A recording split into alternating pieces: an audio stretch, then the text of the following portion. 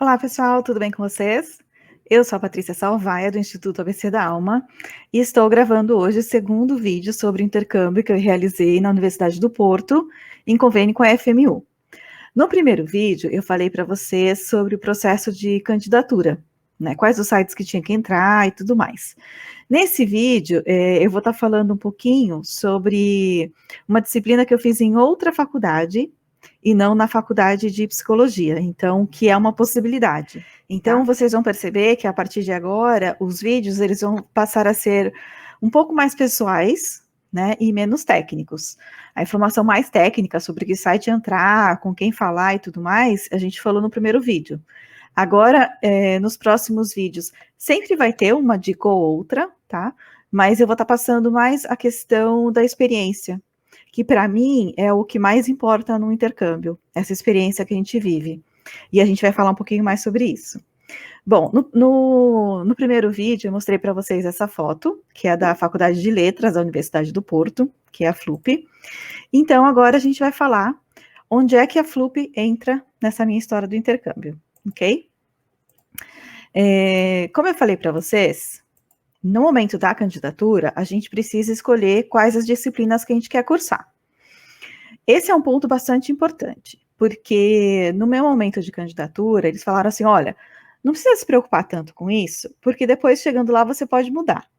Bom, talvez já tenha sido assim, agora não é mais, tá?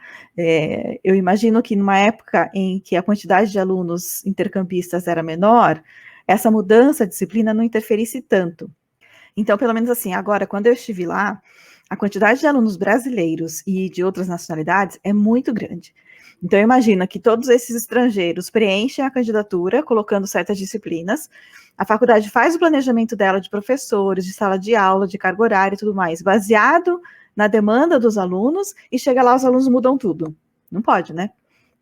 Então, para minha sorte, eu acabei escolhendo as disciplinas de psico que eu queria fazer e que eram do meu semestre, tá? Então, as disciplinas que eu escolhi, eu tinha feito isso em acordo com a minha coordenação, tá? Eu tinha colocado mais uma disciplina de psico, que era uma disciplina que, na verdade, essa eu não queria fazer, porque eu queria fazer uma da Faculdade de Letras. Só que eu não coloquei a de Letras na minha candidatura, né? Porque eu fiquei com esse negócio na cabeça, chegando lá você muda, tá? E aí, depois que eu cheguei, eu fiz aquela minha reunião de registro, né? Para quem assistiu o vídeo sabe o que eu tô falando. Eles marcam um dia para você ir na faculdade para escolher a sua grade, tá? Então, diferente daqui pelo menos da FMU, que a gente chega e a própria faculdade escolhe a sua grade, então a faculdade determina o que você vai estudar na segunda, terça, quarta, quinta e tal. Lá não. Lá é um sistema integral, então tem aulas de manhã e tarde, tem o pessoal da noite também, mas essa turma que eu participei era integral. E também eu comentei rapidamente com vocês que para todas essas disciplinas a gente tinha tanto a aula teórica quanto a aula prática, né? E que para a aula teórica eles colocavam todos os alunos juntos e para a prática eles dividiam em turmas menores. Então, nesse dia que a gente vai na faculdade para determinar o nosso horário, você chega lá, faz o seu login no computador da faculdade e eles te apresentam as opções de horário, tá? E aí você vai montando. Então, avaliação psicológica teórica eu vou fazer na segunda-feira de manhã. Aí depois eu tenho mais 2h30 de prática. Eu vou fazer quais horários? Aí tem a opção lá de fazer das 2 às 4h30, ou das 4h30 às 6, ou fazer na terça-feira de manhã. E aí você vai montando o teu horário conforme o teu desejo e conforme as outras disciplinas que você quer, tá? Para minha sorte, né, ou sincronicidade, quando eu montei a minha grade com essas 3 disciplinas, avaliação psicológica, psicopatologia e psicologia da saúde, eu consegui preencher segunda e terça-feira, manhã e tarde, tá? E a quarta disciplina que eu ia fazer, que na verdade era de um outro semestre, deu conflito de horário. Então eu não pude puxar a quarta disciplina. E aí ficou livre para mim, né, para eu poder escolher outra, porque quando eu cheguei lá, ela falou, olha, você precisa montar a tua grade exatamente com as disciplinas da sua candidatura, né? E aí eu montei a grade, e aí eu chamei a supervisora e falei, olha, eu não consigo colocar as 4. Ela falou, tudo bem. Aí outra coisa também que é importante dizer, isso sim, marca bastante. Lá você tem uma quantidade mínima e uma quantidade máxima de créditos para fazer no semestre. Isso também é uma diferença com a faculdade daqui, né? Pelo menos a minha. Que a quantidade de créditos que você vai cursar é definida pela faculdade. Lá não. Lá você pode escolher. Então tem o mínimo e tem o máximo. E a orientação que a gente recebe, tanto aqui, né, que a gente recebeu aqui no Global Office, quanto lá do pessoal da Universidade do Porto, não encha teu horário. Curse o mínimo de créditos que a faculdade exige. Por quê? Primeiro porque existe uma certa diferença, né, do que a gente está acostumado aqui para o que acontece lá. Então, existe aí uma questão de adaptação. E também, assim, tem a questão da língua, né? Apesar de ser português, existem brasileiros que não conseguem compreender totalmente o português de Portugal. Então, isso atrapalha um pouco na compreensão da disciplina, principalmente quando a gente está falando de termos técnicos, né?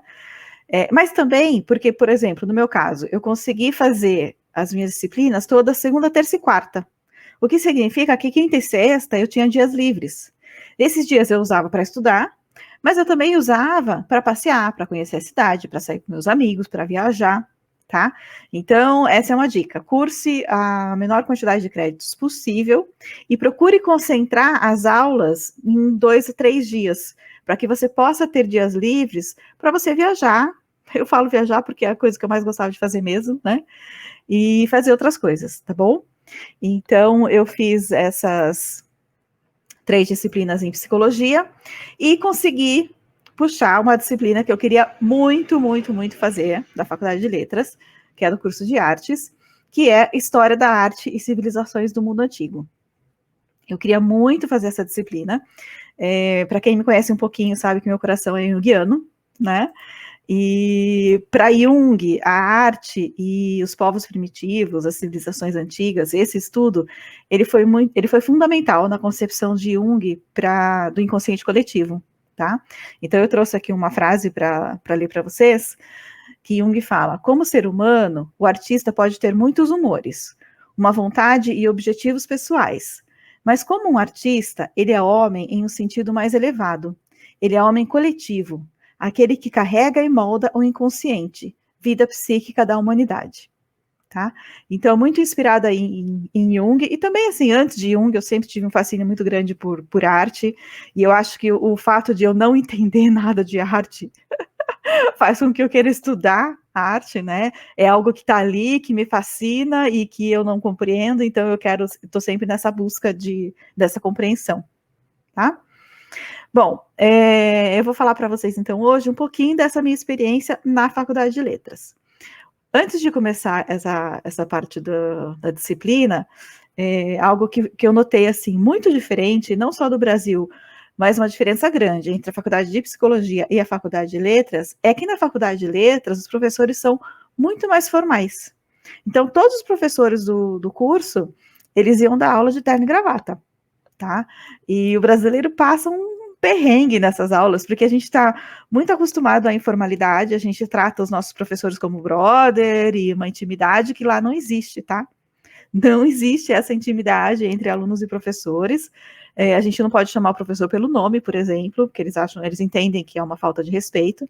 Então, a gente precisa compreender a cultura local e se adaptar à cultura local, tá? Então, essa foi uma diferença grande, assim, que eu vi entre as duas faculdades. Bom, na minha faculdade, na minha disciplina de História da Arte e Civilizações do Mundo Antigo, a gente estudou Egito e Mesopotâmia, tá? E assim, amei estudar isso. Como trabalho de conclusão de curso, a gente precisava escolher 3 artefatos, ou do Egito ou da Mesopotâmia, e que tivessem alguma relação entre si, e buscar informações técnicas para estar apresentando para a classe, tá? Eu escolhi como tema o mundo dos mortos, porque o mundo dos mortos fala do livro dos mortos, e Jung fala do livro dos mortos, egípcio e tibetano. Então, era algo que eu queria estudar, que eu tinha visto muito por cima, né, em alguns textos, e eu não sabia o que era. Então, quando eu escolhi o livro dos mortos, eu escolhi também o escaravelho do coração e os vasos canopos, tá, que são esses que estão aqui. Essa é uma fração do Livro dos Mortos de Anne, que foi o qual eu escolhi. Então, aqui foi a primeira coisa que eu descobri. Eu descobri que o Livro dos Mortos não é um livro, né?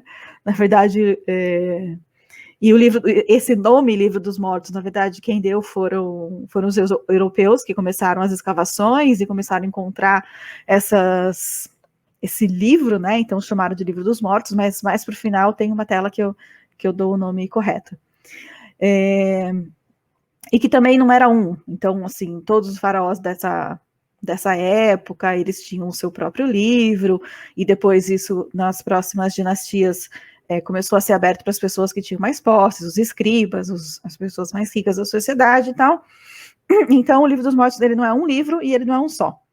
O Livro dos Mortos ele é composto por feitiços, por instruções para o pós-vida ou pós-morte, né? Eu acho que depende muito de como a gente vê.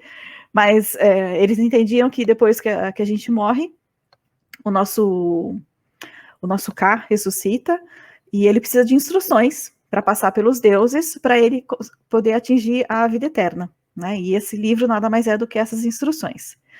E aí uma outra coisa assim que eu acho bem legal de comentar sobre a experiência do intercâmbio, e porque eu queria tanto ir para Portugal, né?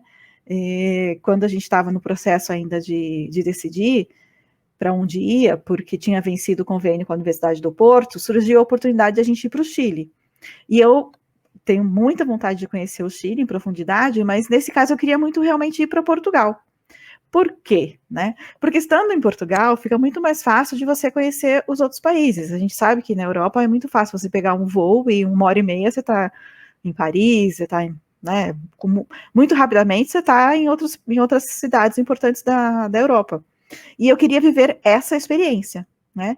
Inclusive, a minha escolha dos artefatos também foi baseada nisso. Então, do que eu escolhi para esse trabalho, o Livro dos Mortos de Anne e o Escaravelho do Coração, esse que eu escolhi, porque também existem números, né? Estão no Museu Britânico. E os vasos canopos que eu escolhi estudar estão em um dos museus de Berlim, né? E essa é uma outra coisa assim, fazendo um vínculo, né, com o que a gente falou alguns minutos atrás. Quando a gente participa da região quando a gente participa da reunião de registro, os próprios supervisores da Universidade do Porto, eles falam, intercâmbio não é simplesmente você pegar as disciplinas da sua faculdade e você cursar essas disciplinas em outra faculdade, em outro país. Intercâmbio não é só isso. O intercâmbio é toda a experiência que vem junto com isso, todas as oportunidades de viver que você tem com isso, né? Então, eles mesmos incentivam a gente a fazer amizade com pessoas de outros países, né? Eles falam, olha, vocês brasileiros têm muita tendência em ficar em grupinhos de brasileiros, mas procurem conhecer pessoas de outros países, e isso realmente é muito enriquecedor. E eles também incentivam muito a gente a viajar. Então, esse trabalho que eu realizei foi uma das, não desculpas, né? Porque eu não preciso de desculpa para viajar. Eu amo viajar. Mas foi um dos motivos que me levou a algumas viagens, tá? Aqui tem só alguns slides no meu trabalho, eu não vou passar meu trabalho para vocês, mas aqui foi onde eu estava situando onde esses artefatos foram encontrados, em qual período da história. E aqui, que é legal, que essa foto aqui da esquerda, tá vendo? Essa foto aqui é minha, de quando eu fui ao Museu Britânico para procurar o Escaravelho do Coração. Aqui está ele em destaque, e essas são fotos do site do museu que dá para ver melhor, né? Então, uma outra coisa assim também, eu amo museus, sou rata de museu. E é muito diferente quando você vai para museu simplesmente para passear, né? E quando você vai para o museu com um objetivo, né? Então, nesse caso, eu cheguei no Museu Britânico e eu tinha duas missões. Eu precisava encontrar o Livro dos Mortos de Anne e eu precisava encontrar esse Escaravelho do Coração. E aí eu fiquei ali procurando, né? É muito diferente quando você está passeando e quando você está numa viagem de estudos, né? Então eu fiquei me achando assim, falei, nossa, gente, como eu sou chique, estou aqui numa viagem de estudos. E é uma experiência assim que eu recomendo muito, sabe? Foi muito gostoso. Para mim foi muito prazeroso. Aqui também eu coloquei como que esse Escaravelho do Coração é posicionado na múmia, e daqui a pouco a gente vai entender por que ele é colocado no coração. E aqui que a gente vai entender o porquê, já chegamos. Essa também é a cena, uma das cenas mais importantes do Livro dos Mortos, que é a pesagem do coração. Então, só para contextualizar, chega um momento que o morto, né, chega na frente de Osíris e o coração dele é colocado na balança junto com a pena de Mate, que é a deusa da justiça. E o coração, ele não pode ser mais pesado do que a pena, né? Se o coração for mais pesado do que a pena, significa que essa pessoa cometeu erros, pecados e ela está condenada. Para os egípcios não existia inferno, né? Para eles, se você chega e o seu coração é mais pesado do que a pena da justiça, você é devorado por essa deusa que se chama Mite, né? E aí acabou a sua existência, tá? Isso é algo que eles evitavam a todo custo. Eles queriam a vida eterna. Então, diferente para nós, né? No cristianismo que tem céu e inferno e tal, para os egípcios, ou você vivia eternamente, ou a sua existência acabava, né, quando você era devorado pela deusa Mite. E é isso que eles queriam evitar a todo custo. Por isso, no amuleto do coração, existe um feitiço. E esse feitiço é o que está aqui. Vou ler para vocês. Ó meu coração, que recebi de minha mãe, não hajas como testemunha contra mim. Não me oponhas no tribunal. Não me sejas hostil na presença do detentor da balança.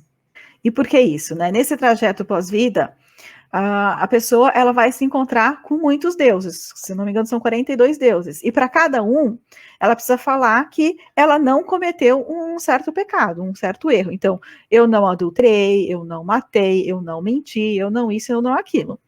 E a gente sabe que ninguém passa por essa vida sem cometer nenhum erro, né? Então, para que o coração, que eles entendiam que no coração repousa a nossa verdade, para que o coração não entregasse os pecados, ele precisava desses cara velho com esse feitiço. Essa é uma cena do Livro dos Mortos muito conhecida, mas que eu não entendia qual que era o seu significado.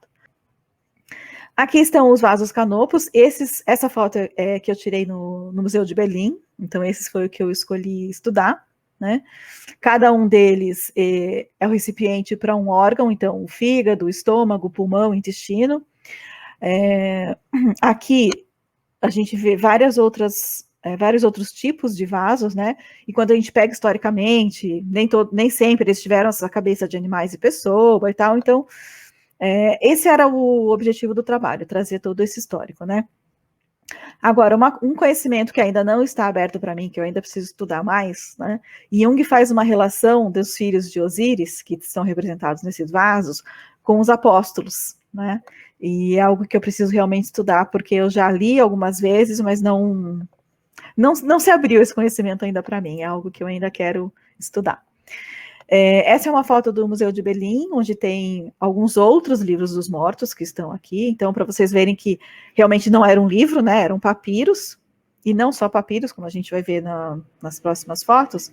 Mas esse daqui é um trecho do Livro dos Mortos, que é justamente a pesagem da balança, que está no Museu Britânico. Então, esse foi um dos meus momentos de ahá, quando eu estava procurando os artefatos no Museu Britânico. Aqui também, aqui é legal de comentar que, como eu falei, as primeiras datações dos livros dos mortos, eles eram encontrados em paredes, em túmulos, sarcófagos, caixões, estelas e papiros, né? E eram escritos em hieróglifos. E houve uma evolução, que não é exatamente uma evolução linear, né? E aí, através desse estudo, a gente vê que de hieróglifos eles foram progredindo até o hierático e tudo mais. E também que em alguns momentos da história eles tinham uma ordem fixa e em outros momentos eles não tinham ordem. Então, para mim foi bastante interessante ver que isso aconteceu ao longo de centenas de anos, né? E que sofreu muitas mudanças e evoluções. E aí, como eu falei para vocês, o Livro dos Mortos é um nome que os europeus deram, que na verdade os próprios egípcios chamavam esse livro de o livro do sair para o dia, né? E que isso também progrediu. Depois ele passou a ser o livro do respirar, com algumas alterações, e depois, finalmente, o livro do atravessar a eternidade. E eu finalizei o meu trabalho com uma cotação, né, que eu encontrei num livro, que daqui a pouco eu mostro para vocês, falando exatamente assim, né, que o sonho dos egípcios era viver para sempre, né, e eu vou ler essa frase para vocês e a gente comenta. Uma das ironias desse desenvolvimento me traz um sorriso, quando penso no livro em particular, e em todos os outros papiros nomeados dos mortos abençoados que examinamos, lemos e discutimos. Suas orações foram atendidas. Séculos depois que esses pergaminhos sagrados foram colocados em seus túmulos, conhecemos seus nomes. Eles realmente viverão para sempre. Né? Então, se o desejo dessas pessoas era viver para sempre, pelo menos para nós, eles estão vivendo para sempre, porque a gente está com as escavações e com as descobertas, descobrindo um pouquinho da sua história, colocando esses livros em museus e perpetuando a vida, a história dessas pessoas. Né? E essa citação eu tirei desse livro. É bem difícil mostrar, porque dá reflexo, né?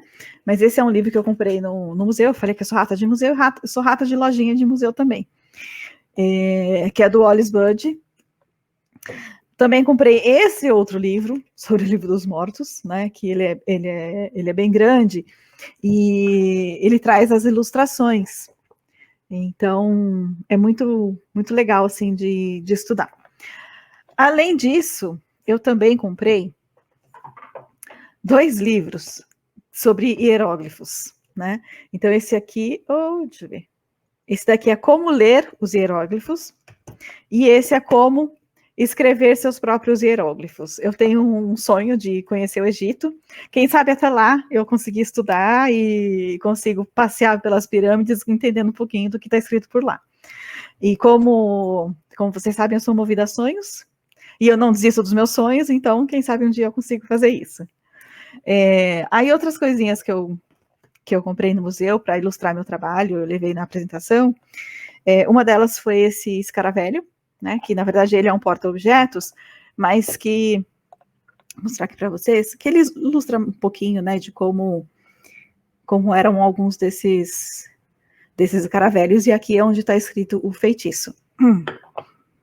E aí outra coisinha que eu comprei muito fofinha, é uma miniatura de um vaso canopo, né, espero que esteja dando para ver, que é muito fofo, e ele sai a cabeça. Né? E aí, durante a minha apresentação, eu mostrei para os colegas, eles puderam olhar também e pegar. Então, assim, resumindo o vídeo de hoje, né? O intercâmbio, ele é muito mais do que você estudar as mesmas disciplinas em outro país. O intercâmbio é toda essa experiência, as viagens que você faz, as pessoas que você conhece, e é o quanto que tudo isso te transforma, né?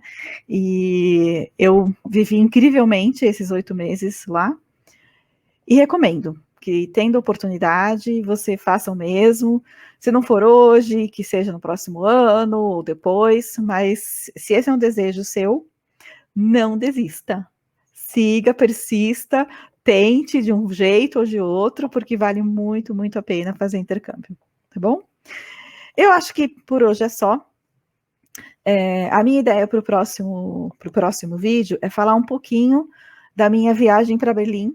Berlim era uma cidade que eu queria muito conhecer, e aproveitei para conhecer quando eu fui visitar um dos museus de Berlim, né, para fazer essa investigação técnica sobre os vasos canopos. Então, muito provavelmente, o próximo vídeo eu vou gravar sobre essa viagem, tá? E aí, de novo, os meus vídeos eles vão se tornar cada vez menos técnicos em termos de qual é o caminho na faculdade para você fazer intercâmbio, e muito mais trazer essa experiência pessoal do que foi o intercâmbio para mim, tá bom? Espero que você tenha gostado, e se você quiser continuar comigo nessa aventura, a gente se vê na próxima semana. Um beijo!